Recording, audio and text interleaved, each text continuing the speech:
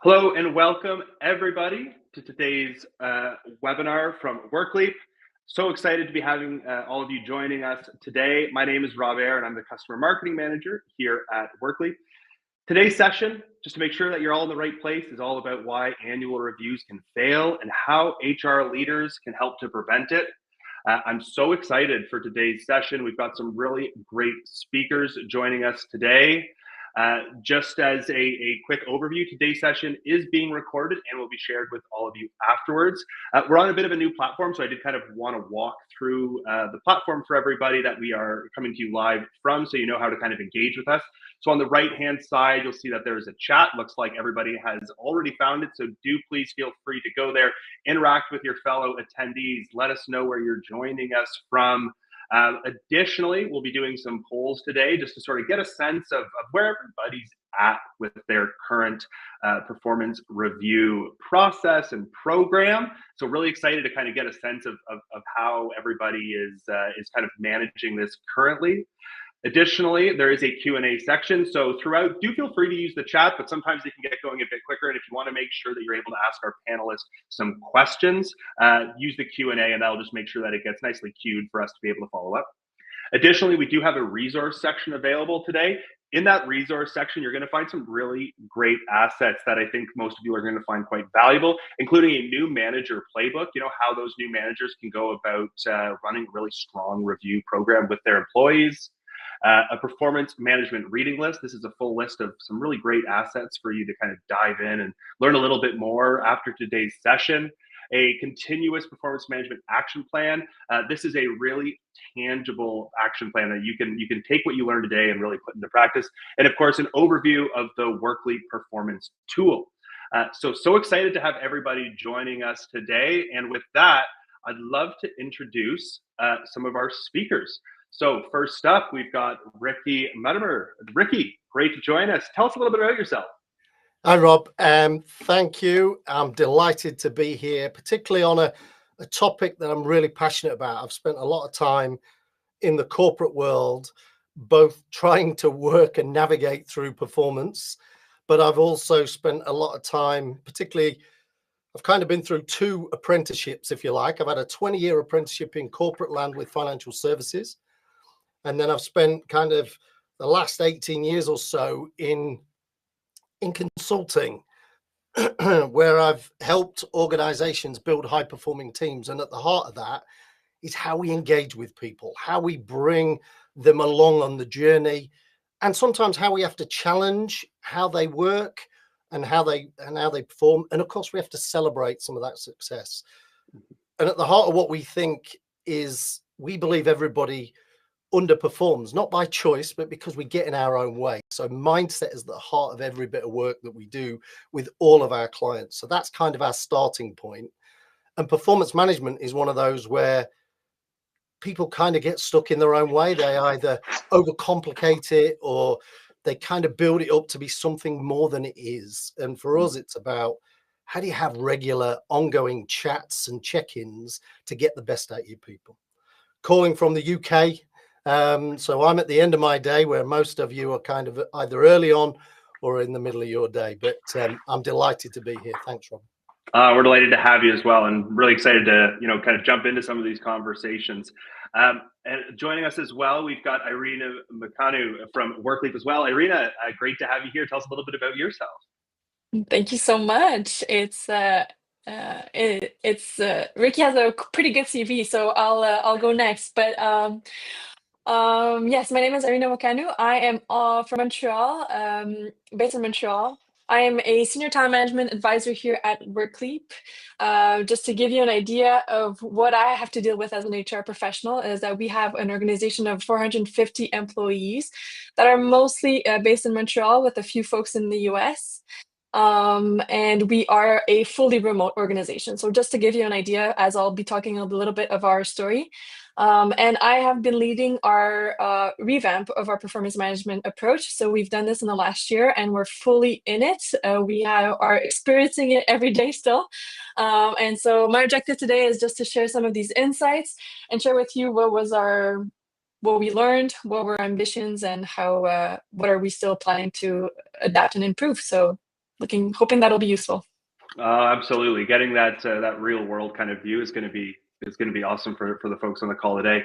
And finally, last but not least, we've got Brian O'Reilly joining us. Brian O'Reilly is the Director of Product for the Workleap Performance Tool. Brian, excited to have you here. Tell us a little bit about yourself. Hey, thanks, Rob. Yeah, I think you covered a good portion of my role at Workleap. Yeah, I'm currently focused on our performance management product, so really trying to think through how we can empower modern organizations, to think about performance in a continuous way. So excited for the chat today. Before Workleap, I was in the HR tech space, and really I'm a big believer in the power of the partnership between HR and technology and how that can really drive the employee experience. So I'm excited for today. Excited as well. All right, just to kick us off, we kind of wanted to get a sense of where everybody's at that's joining us, and this is going to kind of help us to figure out what level of detail should we go into during this panel conversation today. So kicking us off, we'd love to kind of get a sense of what your cadence of the audience, what's your cadence for performance review. So I'm going to publish the poll right now. If you hop over to the poll, let us know. So what is your organization's performance review cadence? Is it a formal kind of annual process? Is there no process in place? Informal, ongoing real-time feedback, or is it kind of a formal quarterly, monthly review process? So this is all starting to come in now. We're seeing some really interesting feedback. There's also a second poll that's open as well, which is how would you rate your current performance review process? So it's working really well. It's working, but could use some minor tweaks, and it can be improved, or it needs a major revamp. So let's give it maybe a couple more seconds here just to sort of get these final results in. All right. So right now it looks like we're sitting at about 66% on the annual reviews, then maybe about 17% on that formal quarterly or monthly. Ricky, is that kind of in line with what you typically see from organizations, the majority being on that kind of annual review cycle? Yeah, it is. And I think for me, the annual review is that should be the culmination of a series of interventions. And I mean interventions as in touch points and check-ins, not something serious. So yeah, we see annual a lot, and I'm confused because I think that's far too long a gap. Yeah. Well, I think the other part for this poll too, it's really great that all of you are joining us, because right now we're sitting at about 47% are saying that your process can be improved, and 31% saying it's going to need a major revamp. So I'm going to close these now, and excited to jump into the conversation today. So the first question that we've got for the panel, and Ricky, I'm going to kind of hand it over to you, is generally speaking, what makes, and you've talked a little bit about this already, so I'm excited to kind of go a little deeper. What makes a great continuous performance management approach, and ultimately, why is it important? Well, for me, I think it kind of boils down to three things. One, it's about rhythm. And if we're doing this properly, we are checking in, touching in on a regular basis. And that could be, depending on the organization, depending on the type of work you do. So I've worked in big call centers, and I've also worked in kind of field-based roles as well. So I've had the extremes, whereas you might want to be touching every day, and that might be in a group situation, but trying to sense check what the group's doing. And once you've found your rhythm, everybody else kind of slots into that, and it will build momentum. It means there's no surprises when you get to that final one, whether it be in January or whether it be, in the middle of the year, depending on when you choose to do them. But it also means you can address issues early. So you can intervene and get stuck into something that perhaps one of your team members just needs a little support. They might need a little bit of guidance. So I think rhythm and rhythms is really important. I think it needs a compelling why. And that's about, you've got a compelling why when your managers value it, your line managers value it, and want to do it because they see this as an opportunity to learn and grow and develop their people. And you've got a compelling why when your people want to take part in it. They want that connection with their line manager. They want to feel like their line manager's got their back, so that, you know, when they do fail, because that happens, life happens, actually we treat that as a real opportunity to learn and grow. The whole growth mindset that Carol Dweck is clearly the champion of. And I think finally, any performance management approach has got to be simple. It's got to be easy to use, and it's got to prioritize people over the process. And I think we get lost in the process. Certainly my corporate experience, we get lost in the process, as opposed to, this is all about people. The process is there just to guide you and support you in my ideal world. But that's my perspective. Yeah. I mean, what's your perspective? I feel like a lot of there, you know, the focusing on the people is just so important. It's the people that are going through this, both from the manager level and the employee level. And you've had this experience in rebuilding. So for you and for the organization, why is it important? Yes. I'm actually surprised that Ricky brought up the simplicity or seamlessness of performance management, because it is somewhat key. We're supposed to be talking on a daily basis almost, or at least on a weekly basis, to our managers. And so this is some type of conversation that should be happening on an ongoing basis between an employee and their manager. And so how can we make it more seamless is definitely one. And yes, what do I want to say about that? That's lost my train of thought here, but just wanted to say that it would be great if we can keep it simple and make it integrated into rituals that are already existing within the organization, because that's when it really becomes a lot more embedded into the ways of working, and it just becomes a natural process in the ways that people are working. The thing that I would add to what Ricky has said that maybe wasn't stated as precisely is really making sure that the performance overall in the organization also sets clear expectations and accountability for all people in the organization. We underestimate how important accountability is, and accountability doesn't mean that we need to define really strict job descriptions that say, hey, you need to do ABC. That is definitely not what it means, but at least giving some guidance as to what is the things that are expected of this individual, to be able to say, is this what we need? Is this not what we want? Is there improvement needed? And we need to set that standard. Ultimately, is to set a standard to say against what we're assessing performance on. So that's another thing. That's sorry, I know you're going to go to Brian, but I've just literally had a client ask me in the last week, 10 days, to go, we've done all the training, but one of the challenges I've got is my managers are not holding my people accountable. They're not having those conversations because they're either scared to, or there's a disconnect. And I think, to your point, Irina, you know, this accountability is crucial. People need to understand what's expected of them. In other words, how on earth are they going to perform if they don't know what you want from them? Sorry, Brian, I'm sure you've got a view here. Yeah, thanks, Ricky. I was going to say, I mean, talking about simplicity, talking about supporting managers, I think, you know, my perspective on the product side is like the tool has to do all these things, right? Or has to be there for all these portions. Like it has to be something that's going to support the process, simplify it, encourage the right touch points, take that kind of continuous, feedback and centralize it and make it available, right? Because if you're doing all these things and you're having these conversations, but that information isn't going anywhere, then it's not driving the right kind of behavior and the right, end of year kind of cumulative approach that you're looking for. So I think like tooling is there as kind of the layer that goes around everything else, supporting the managers, the process that the HR team has put in place. I think really that's where it can shine. So think about it. I mean, think about the title of this webinar to begin with. Why annual reviews fail.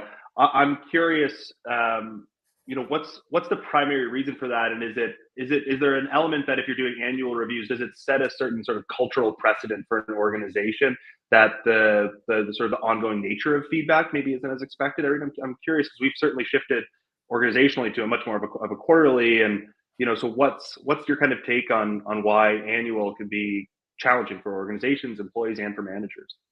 Mm-hmm.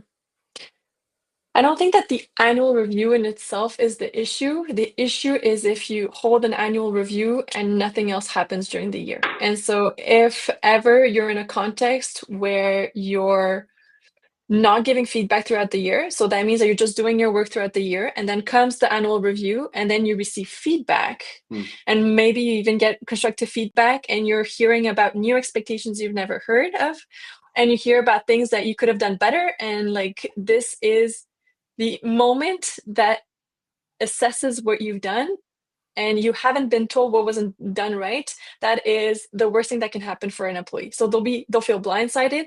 They'll feel as if like, why wasn't this told before? Because I could have easily adapted XYZ if I knew that this was a problem. And that notion of not being informed and aware is the thing that drives disengagement in the end. And you've lost your employee. If an employee realizes a year later that they have no insights or they don't understand what happened in the performance, you can't go back from that. A year is a really long time. You'll feel as an employee like you've wasted your time in that organization, and that is definitely not the type of feeling or experience that you want to create to your employees. So going back to the question, I don't think necessarily annual reviews are the issue. It's about putting in place all the other events and all the other activities that will bring forward performance or will manage performance on an ongoing basis.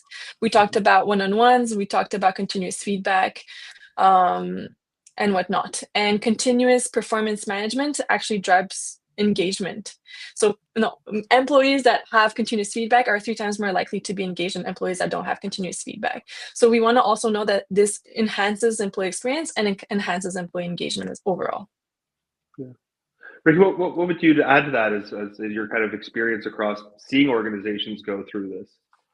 Well, it's really funny. I was doing another webinar earlier this week, actually, and for me, it always comes back to the Holy Trinity as I describe it, which is clarity, purpose, and confidence. So the reason the touch points are so important, whether you do them daily, weekly, and I certainly won't advocate any longer than weekly. The reality is, to Irina's point, do I know what you want from me? Exactly. Can I articulate that in 4K clarity? Do I understand why what I do matters to the organization, to me, to the team? And do I have the belief in what you're asking is doable by me and by the resources around me to make that happen? If you test that on a week-to-week basis, you're soon going to know whether you're going off track, whether you're doing the wrong things, whether what you're doing is actually making an impact or a difference to the organization, all of which are crucial components of that engagement piece that Irina talked about. So for me, it always comes back to, how are we doing, but what are we working on? Are we working on the things that matter, or are we just busy? And we compare this to busyness over business. So are you just doing stuff for the sake of it because you need to be busy because people are watching, or am I doing something that's impactful and meaningful to the organization? Yeah. The chats bring up a lot of really interesting points. And within this, a lot of the folks have been talking about how are you setting up your managers to provide effective feedback, to know what to say. And I just want to read a couple of these because I think there's some really, really interesting ideas in here, and it'll kind of launch into a question that I have. But so from Diane, she says that we provide annual refresher training on giving and receiving feedback. Also, that overall review process. She also said that they conduct daily stand-up meetings. Managers also meet individually and with their staff.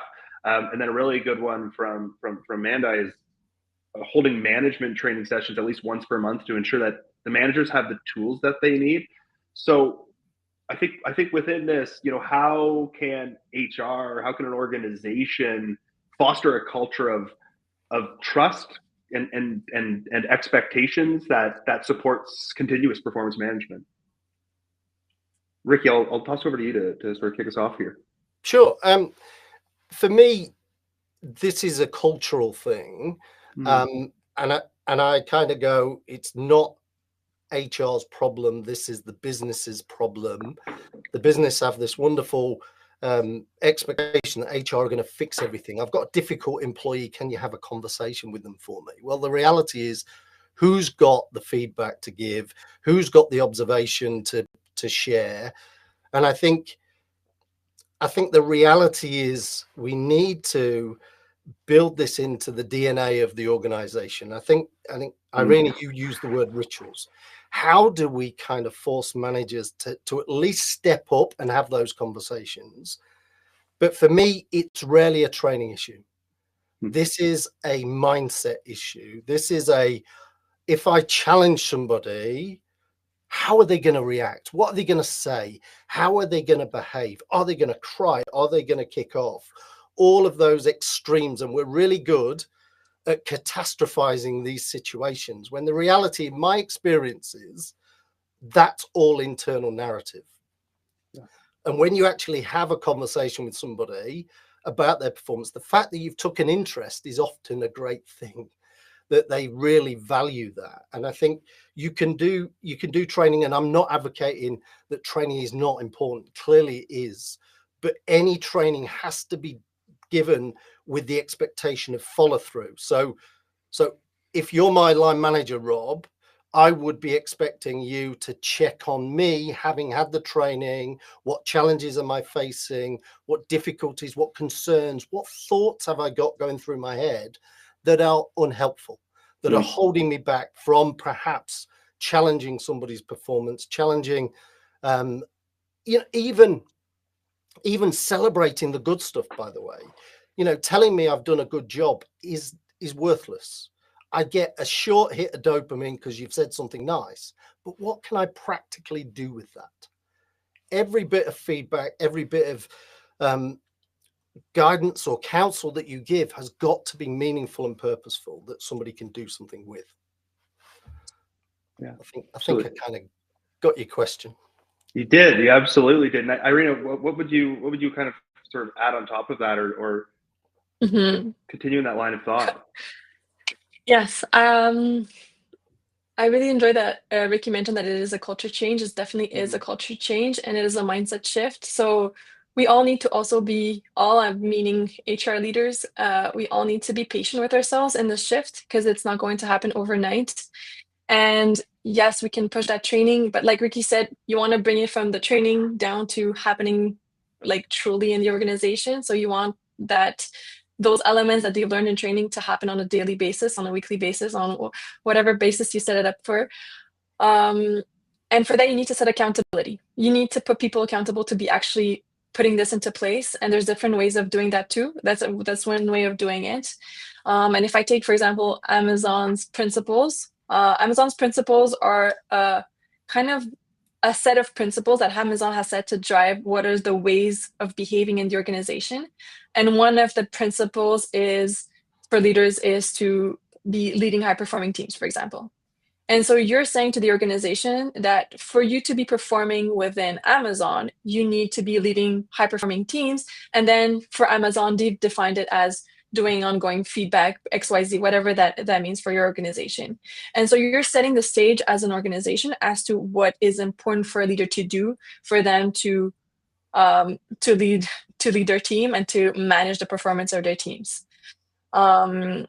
That accountability is very, very important. There's others like Burson that also says, like, if you think that development is important and continuous feedback is important, you should be assessing managers on if they're doing it or not. Give them, assess them on, are they doing it or they're not doing it? And if they're not doing it, well, maybe they're not performing as they should as a manager. And so giving that sense of importance to it will make it stick a little bit more in the organization. So this is a tactic. It's not the only tactic, but it's definitely one way of creating importance and to putting the importance that they should have in the organization. Another element that we could do also, that we keep talking about a lot about managers, but I also think that we could shift a little bit and empower employees also to manage their performance and their career a little bit more. So how can we tell employees that they can ask for feedback, that they can give feedback to their own manager, that they can set their own objectives based on the goals of the organization? Employees are intelligent people and they can own their own work. And so by pushing employees to have more power in their business, we can also tell them what it means to have that notion of continuous feedback and continuous conversation as well. Just another thought.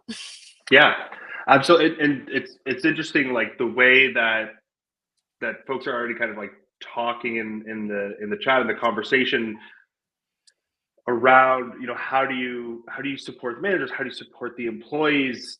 I think there's a consensus that the group here is very much aligned to it, and I'm remiss to then think back to the poll, which is that the majority of people still think like, well, we need to overhaul the processes, the tooling that we have, all of that. But I think there's total agreement on the human element of it, the behavioral element of it. So knowing that folks on this call want to improve this process, and Irina, maybe you can kind of talk through this from our perspective, having overhauled our program recently.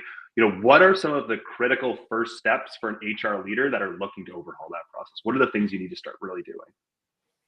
Yeah, I'm going to turn this into a very basic project management approach, but I do think that, first of all, we really need to know what's best practice or what's working around us. That might be from connecting with peers that have similar size organizations, or talking with consultants, or just doing a little bit of research on what the thought leaders are saying on the topic, and grasping what is right now top of mind. And like Ricky said, I would say like the main thing that comes to mind when we're talking about performance management is integrating that notion of growth mindset into your approach. And so that is definitely something that is right now very top of mind in terms of ways of doing performance management. And so knowing and understanding what that means and how that should exist in the organization is definitely a first step. The second thing that I would say is most important in what we've done at Workleap is really redefine what performance means at Workleap. So the criteria or the elements that we assessed on before was really something that was not up to date with what we define as performance at Workleap. So we really sat down with our leaders and said, well, what is performance for us? What are those criteria? Is it about output? Is it about results? Is it about certain behaviors? Is it about our values? Is it about potential? Is it about skills? Like there's a bunch of things that you could assess people on, right? Mm-hmm. There's unlimited things that you want to assess people on, but you want to decide what are the main, I would say ideally 2, maybe 3 things that are the most important for your organization, and that talks a lot about your culture as well. So what is your culture, and then what are the elements that define performance for you? So for us, we've defined that it's about behaviors. So we've defined a set of behaviors that that explain how to act in the organization to be successful. We talk about embracing change. We talk about leading high-performing teams. We talk about experimentation and innovation, just because it's top of mind for us as a tech company. So just a few of those. There's a few more, but just to give you an idea. And the second thing is accomplishments. So accomplishments is about what have you done? What is the impact you've had on the organization? So based on the work that you've done, what have you noticed? And the impact is not necessarily about having good impact. It's just about you being able to tell what it was the impact. And even if the impact was not as great as it should have been, have you learned from it? Do you know why it hasn't worked? And can next time you go ahead and do other accomplishments, can you improve from there and do it better the next time? So that was one big piece of change that we've done, is really changing those dimensions that we define as performance, and then really making sure that we assess performance based on those things to ensure that the conversation happens on the things that matter for us in terms of performance. And from there, well, you deploy. Deployment and change has a lot of change management activities. It is not easy to deploy a new performance management system. You need to onboard your managers, you need to understand, they need to own it. They're a huge driver in making sure that the experience goes well. So you really need to get them on board. And then it's all about getting your employees on board as well. So for them to understand what they need to do, for them to have the time to adapt, to be better and answer to these expectations. And lastly, as an HR, monitor your approach. What works, what doesn't work, what's working, what's not working, adapt, refine, and then I think it's an ongoing basis of refinement. So this is never going to stop. It's just, if you stop, you'll see that in 3 years, you'll be like, oh, my performance management is not up to date anymore. And so you want to try to diminish those big shifts in performance management systems and try to keep those shifts as small as possible if you can. It's sometimes a lack of resources that forces us to stop thinking about it, but if you can, that's what I would recommend. Yeah, Diane actually made an interesting comment too that I've experienced working with you and working with this organization, that HR kind of needs to be open to constructive feedback too. What processes are you employing, and like listening to the people who are going through this. And we've done quite a bit of that, as we call like dog fooding, and trying to really experience it ourselves, right? Yes, yes. I didn't talk about that, but piloting and asking questions, even if it's super unstructured, you pitch some things to a manager that you have in the organization, get some feedback, get some reactions, try to get as much feedback before you deploy. That's definitely a big one. You'll learn a lot. And Ricky, what about for you? What are some of these critical first steps that you can see on top of course everything that Irina's already kind of alluded to? Yeah, I think Irina's laid out kind of, we're going to go for this, and these are the key steps. I think there's certainly, I spotted in the chat, there's some kind of pre-steps, and I'm sure, Irina, you kind of took the organization through those. But I think for me, there's a recognition that organizations generally are stripping out layers. They're stripping out line management. And therefore, what you're finding, certainly in the organizations I work with, is a lot more leader doers or manager doers. So not only are they managing or running a team, they're also contributing to the team performance. And then you've got the challenge of, okay, so where am I going to find the time then to do all of this? And I kind of have a view on that, which I can expand on, but in terms of this particular question, I think there's also about gaining buy-in from the team as well. So, and I mean the wider team, so managers and employees, but very much on a, look, this is a journey. This is not a destination, as Irina said. This is all about progress, not perfection. So let's recognize that as part of that journey is we're not going to get it right from day one, any more than any individual gets it right all the time. So let's kind of learn and grow, and that requires feedback. And I mean, feedback that we can do something with, not this is great, this is poor, this is terrible, but something that we can do. And I think that, if we're going to do this, let's train them to do it properly. 80% of the focus on the person and 20% on the technology, because I think the technology is an enabler in this instance. And of course, Brian's going to have loads to say on this at some point. But for me, this is all about the people. And therefore, if we achieve our outset in terms of making it simple, then those sort of things will play out. Yeah, I want to jump into the technology conversation, but before that, I'd be remiss if I didn't ask you to go a little deeper on the player coach. Like, how do you support that type of individual through these processes and programs? Well, for me, it's the mindset that says I'm too busy, and I kind of my thought process to this is, so therefore your team don't have any issues, they don't have any problems. Everything runs smoothly. You always go through the year and you hit your number, you hit your objectives, you deliver against your behavioral expectations. And of course they go, no. So you're finding time to deal with those issues as you go then. So this is about, you have the time. It's about, would you not rather head things off at the pass, set your people up for success, as opposed to deal with it when it's now a problem.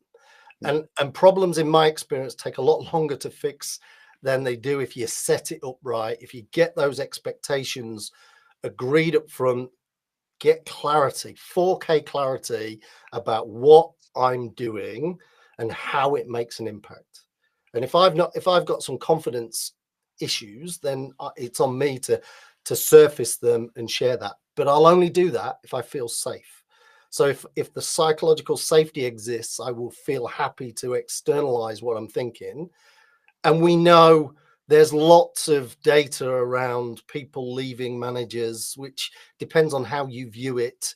But the reality is most people come to work because of who they work with and who they work for. And that makes a massive difference to their productivity. And our job as managers is to create an environment where they can do their best day in, day out. And that, for me, that's where this comes back to. So my point about the player coach is do you want to really coach or do you want to deal with the issues? Because you're spending the time either way. Yeah. So part of what can make all of this a little bit easier is great technology. It can make some of the challenges less challenging, some of the engagement more engaging.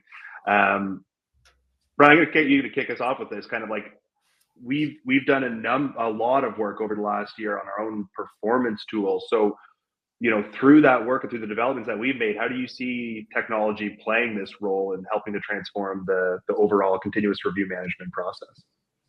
It's a good question. I mean, I think the first thing is, we were talking a little bit earlier about how to make the transition to more continuous feedback and how to make the transition and like from an HR perspective. And I think looking at your tooling, to your point, Rob, is like one of the things you need to do. I do think, also to Ricky's point, it's a bit 80-20. Like you have to have the right process, the right everything figured out on your end first before you start evaluating your tooling. Whether it's you're doing pen and paper today for performance reviews or you have like your HRS, module or whatever it may be. And so I think it's trying to figure out, okay, I have this process. Who can I look to who will help make it easy and streamlined and straightforward? How can the software take the process and formalize it and scale it across the org as well? Because you're going to be distributed a bit, whether it's, by location or by department type. And performance reviews and continuous performance doesn't mean the same thing in like a product role that I'm in compared to somebody in HR, somebody in finance, accounting, whatever it might be. So you have to find the right tooling that's going to allow you to like scale and customize a little bit. And I mean, I think a piece that's super important is, okay, as you're making the shift and you're doing things quarterly or on a more continuous timeline, are you looking at the insights? Are you getting insights? Are you getting the qualitative and quantitative insights out of your software to get visibility into how performance is going? Are the conversations happening?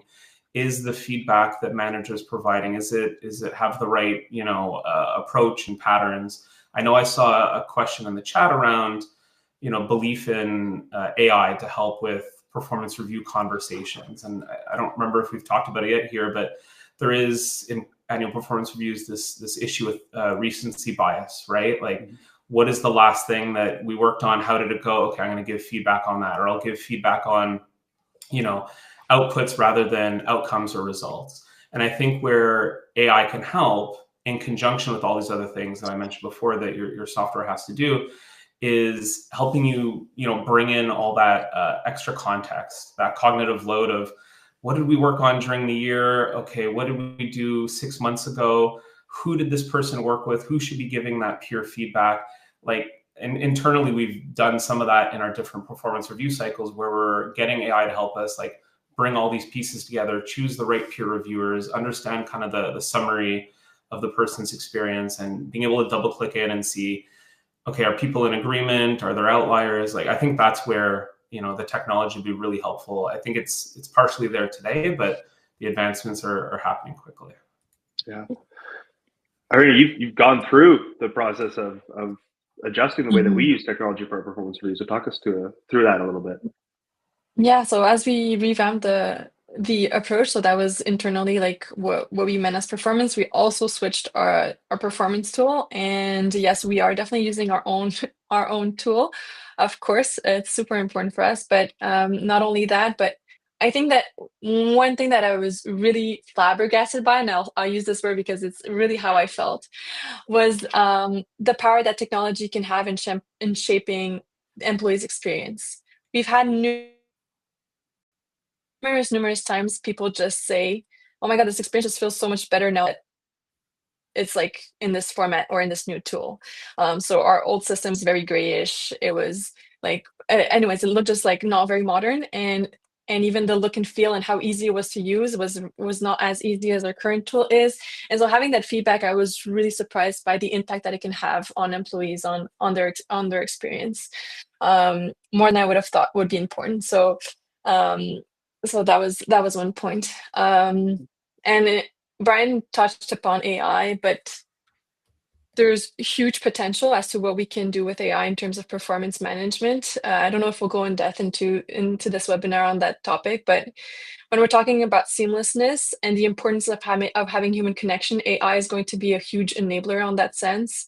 So if we are good at tracking or entering data, you'll remove all the non-fun part of performance management, which is to gather and consolidate and put together nicely content for your review. And if AI helps you with that, and then you can focus more as a manager to delivering and having conversations that matter and saying the things that matter the most to your employees and focusing on that connection with your employee, that's where AI could really help.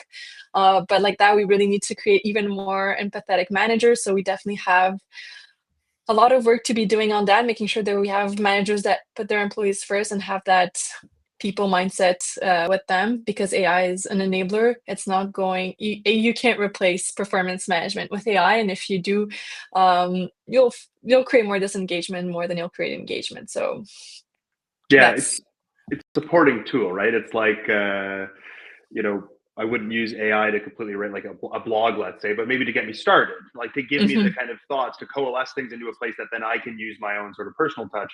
And I've found with our own, we use our own technology, obviously just for performance reviews, but throughout the year with the tool Office 5, I've found it really helpful as a leader doer myself to be able to have a spot where I'm regularly tracking my one-on-ones and my team's goals and my team's personal goals, so that when it does come time for performance review, luckily we do them quarterly, not annual, it's easy to look back and be able to do an assessment based on the conversations that I know I've been having, that I've been tracking. Particularly as somebody who is kind of seeing well managing, there is a significant amount on my mind on a daily, weekly, monthly basis. And when it comes time to say, what did your team or what did you do individually 2 months ago? Like it's challenging, and it's really nice to be able to have kind of a record of that. And then with AI, it makes it even easier because it's like it'll summarize it for you too. So like I don't have to go and scroll through all these things, or I can just ask a prompt and say, hey, what was the goal at this date or something like that. It'll help to push there. So it's all about saving time. It's like what can kind of get me to good as quickly as possible, so I can then go from good to great. And I think that's kind of like a big helper there. Ricky, how have you kind of seen technology? And through the conversation we're having here, have you seen technology make a difference? Not so much in the world of performance management in this sense, but I've seen certainly in terms of CRM systems adopting this, which is another form of performance management in terms of data quality, in terms of cadence of visits and contact with customers. And I think, Brian, when you talked about this kind of ability to summarize, you go, anything that's going to save me time doing the kind of non-person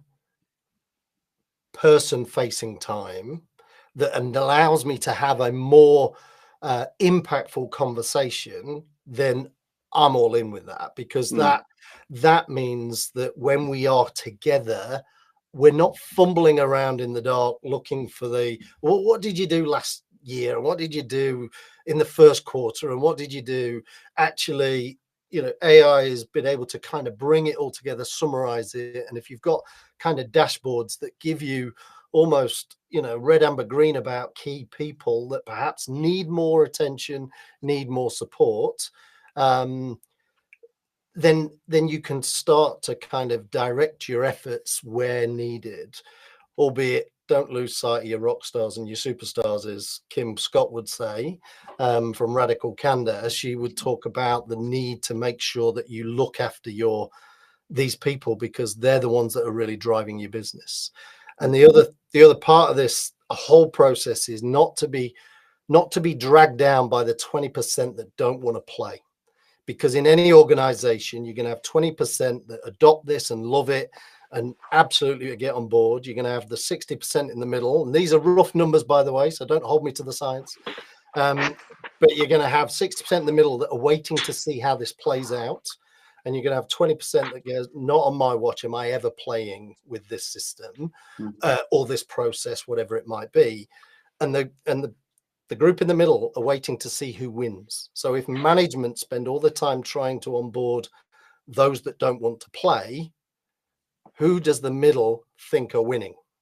And that's part of the change process, is leverage your change agents, leverage your people who are really onboarding this, use them to engage that kind of middle tier. So you kind of move that critical mass in the right direction. And ultimately you're going to have some big conversations with the people that don't want to play, right? Because you know, accountability. You either play the game or you don't play the game, and there are consequences for that. So I think anything that kind of technology can do in terms of structuring, in terms of capturing, in terms of summarizing, is just brilliant at saving me time. That I can spend more time with you as the person, because that's where we need to focus the energy. Yeah. So you've already kind of brought up, oh, sorry, Irina, do you have a thought on that? Yeah, I was just going to say, I was going to reinforce that, but for HR. So the notion of simplicity, like building a performance management approach, is very administrative in terms of an HR perspective. So I would definitely double down on the fact that you want to have a technology that simplifies the process and gives you a lot of flexibility. Because there is not one performance management approach that's the same. If I've seen and read, is like everybody has their own performance management approach. I've never seen two organizations having the same approach, and so that is insane. I can't say that I've seen this in any other type of action, or maybe it is, but like everybody adapts the process they want. So flexibility is definitely important when you're looking at a technology, and it helps a lot the HR team. Yeah, absolutely. Ricky, bring up, you know, your typical detractors. You know, there's a challenge that exists, but what other kind of challenges do you think folks on this call should anticipate if they are starting to shift to a more continuous performance management? Do you have any kind of examples or stories that you've walked through with this? I think it all boils down to kind of the cultural norms that we as an organization live, what we espouse. If we say this is important, we got to role model this. We got to make sure that we live it. We create those rituals that Irina mentioned earlier. You know, that Brian's, you know, from the product and the technology perspective, is feeding that, so that we're not dropping the ball in terms of any of those processes. But I had an example with a law firm here in the UK, and lawyers are your classic doers and managers. So they've got people that they manage, but they don't like talking to people. They like, and I'm speaking generally here, so please don't, I'm not labeling every lawyer as this, but in this particular firm, they are subject matter experts. They love dealing with the law. And the problem for them is the law is either black or white, depending on which side you're on. Whereas actually people are lumpy. And I mean that in terms of the issues and the context, and it all depends, and there's no right or wrong, because I might react one way, Brian might react another, Irina another. And how do you deal with that element? And so what happened with this particular example was this lawyer kind of didn't talk to anybody. And as a result, his people became disengaged. They became very, very unhappy, to the point they started talking to HR. HR then tried to intervene. It had gone too far, and they lost effectively these kind of junior lawyers that they'd invested a whole load of money in terms of development, training, and experience, who just walked out the door, and they had to pay them to go. Otherwise, they'd have found themselves in a legal situation trying to effectively prevent them from making a complaint that would end up in a tribunal, or, you know, HR court, whatever you guys call it over there. But and that cost them well in the region of £120,000, because lawyers aren't cheap, right? Now you think about that. This is a 200-person law firm. How many times is that happening? How many times is that happening in organizations around, you know, your country, the world, wherever, where people are walking out the door because we're not looking after them? And that comes down to checking in, making sure that they know what they're doing, they know why it's important, and they understand that you're there to back them up when they need it. And this clearly wasn't the case in this situation. I mean, it was interesting because I asked this HR director to quantify the damage that had been done. And that's why I know it was north of £120,000. Are there any other challenges that you would call out that maybe not quite as 120, like but there's significant risk here, right? Of not doing this, but what are the challenges in trying to implement something like this? Well, I think it's a choice. It's about where you want to spend your time. Do you want to spend your time managing the fallout from poor engagement scores, from poor productivity, from declining performance, or do you want to set your team up for success? Both take effort. I know which I'd rather do and spend my time on the upward trend. And that's not to say that's not without its challenges, but they're more exciting to deal with somebody who wants to grow, wants to learn, is happy to take the feedback and then go again, as opposed to dealing with the negative element. That's a real kind of drain on anybody's psychology, anybody's emotions, and it doesn't feel fun to come to work in those environments. And I've worked in both, by the way, and I know which I prefer. Yeah, completely agree. If the downsides of not doing an ongoing performance management are definitely a lot higher than doing just an annual review, but even when you're switching to an ongoing performance review, like we said, it's a cultural shift, so it does require a lot of changes in your habits and your manager's capabilities and your employees' capabilities. So there's a lot of skills that need to be developed and integrated into the ways of working. So that is definitely something that can take some time. I think I did mention to be patient with yourselves as HR leaders. It's not a shift that's going to happen in the first year. Leave yourself some time. Start implementing rituals in the first year, reinforce them on the second year, add elements on the second year, and do that a few times throughout the year. Because if you do a too massive change at the start, you might get more resistance than having the outcomes that you want. And so implementing changes in a more incremental way, I think you'll have a lot more positive impact in the outcome. Trying not to scare people off or saying that, no, this is impossible. Because if you go from 0 to 100 in one shift, you'll definitely lose all the people with you on the journey. So starting with like putting in place those 20% of things that you want to put, then going to 50 and then going to 75, slowly but surely you'll be implementing all the rituals and habits that you want to put in place in your organization. Yeah, ourselves, we shifted through a quarterly approach. Definitely learned a lot. So we definitely learned that like when you're changing standards of performance as well, it takes time for managers to own it fully. So the first time that you're doing a review might be a lot harder than the second time that you do a review, because you need to have a lot more conversations with the managers to say like, are we talking about the same standards here, or you're talking about the past standards that you're trying to integrate into the new standards that we're setting in place. So you really need to have conversations to make sure that those standards are well understood throughout the organization. So as an HR team, you might have a little bit more work when through those first few times that you're doing more formal activities, because you do need to make sure that those standards are coherent and aligned in the organization.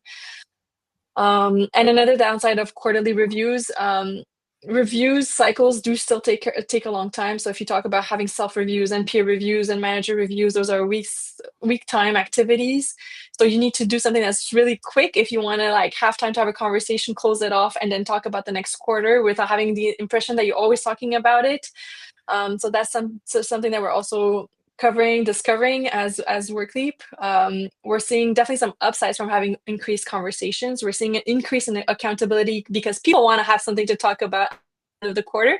So there's some upsides, but that feeling of having the impression that you're talking over like one ends and one starts is happening is definitely feedback that we're getting. So we're gonna see into that. How can we make it a little bit more seamless? That would be definitely our goal for the next year. Amazing. So I want to make sure we jump over to a couple of the Q&A questions that have come in for folks, because there's some really good ones. And I want to do one that I feel like we can help to provide a little bit of like really specific advice and assistance here. So Brenda has asked, what advice can you give for a small growing team with a one-person HR team, Brenda, with lots of learner doers? What's just like a piece of advice that might be able to help? Ricky, I'll start with you. I think Irina kind of nailed this, which is don't do everything. Don't boil the ocean. Do a little bit at a time, build it over time, and always remember this is about progress, not perfection. So I think everything comes back to, do we know why we're here? Do we know what we're trying to achieve? And do we all have the level of confidence we can do it? If we don't, we need to surface that and deal with it, because that might be, I don't know, or I don't know yet. So therefore, it's about how do we help people? And when you come together as a group, generally speaking, my experience is the knowledge exists within every organization. And to Irina's point, I think, go out. There's a world wide web there. There's, LinkedIn and all of those things. Go out and reach out to people who are in your situation and connect with them. So I think don't overcomplicate it. Don't boil the ocean. Set incremental goals, achievable incremental goals, where you can take people on a journey rather than feel like it's got to be in by Friday, because that tends to be quite stressful. Completely agree with Ricky. And the only thing I would add is that if you don't have an HR team to help out, maybe I would empower executives more. So I would choose like a second group of people in the organization, like other leaders, and I would focus on making sure that they are sponsors, ambassadors, and that they take on maybe the role of an HRBP usually that would exist normally in a normal organization. So trying to create that connection and making sure that you have a pool of managers that understand the process really well and can act as ambassadors throughout the organization for you will definitely be another tip and trick that I would give you if you have a very, very limited HR team to work with. So there's going to be maybe more need to do that transition or that knowledge transfer with that team to plan for it, but that's definitely something they could use. Makes sense. So the last question we'll hear, because we're almost at the top of the hour, I just want to get this last one because it's a good question and very relevant, obviously, with Workleap, when we do have Office 5 on top, and we're talking about, not just doing these point in times, but this continuous. What are each of your thoughts on conducting sort of surveys or ongoing pulse surveys following a performance review period? What's worked, what didn't work, and what recommended changes? I'm sorry, I'm not sure I understood that. Yeah, go ahead. I think I phrased the question wrong. So what are your thoughts on conducting a survey following you sort of launching a new program on what worked, what didn't work, recommended changes? I think two things. I think one, I think it's really, really good to get feedback, but two, make sure you're asking the right questions, because the questions are so important, because you'll get what you ask for. So be clear what you want to know, and people find it a lot easier to tell you what they don't like than what they do like. 100%. All in with Ricky on this one. That feels like the perfect way to cap off today's session. Ricky, Irina, Brian, thank you so much for joining me. This was really great. I'm going to put a quick CTA up on the screen. So if you do want to try Workleap Performance, you can do so today. So hit that link and you can jump over to workleap.com to start your own trial. With all of that, thank you everybody for joining us. Thank you, Ricky. Thank you, Irina, and thank you, Brian. Hope you enjoyed this session. This session is being recorded and will be shared with everybody afterwards following this via email. So we hope you can join us for our next session. And thank you. Ricky, any closing words you might add? Yeah, I would just say this is all about people. And certainly when we put the new manager playbook together, which is, it's labeled for new managers, but it's for any manager. It was about helping them with the people side of these things. So Brian, you've got the product covered, but often it's the people side that people can struggle with, and that's why all of our content is designed for managers and leaders to help them have better, more meaningful conversations, better, more meaningful things. So I would always boil this back to, if you get the people bit right, the system will just, it'll accelerate you on, is what I would kind of sum up with. Amazing. Thank you so much, Ricky. And as a reminder, in our resource section is that guide. Please do check that out and check out Thinking Focus. Thank you to all the speakers. Thank you for joining us, and we hope to see you next time. Thank you so much, everybody. Thank you. Thank you.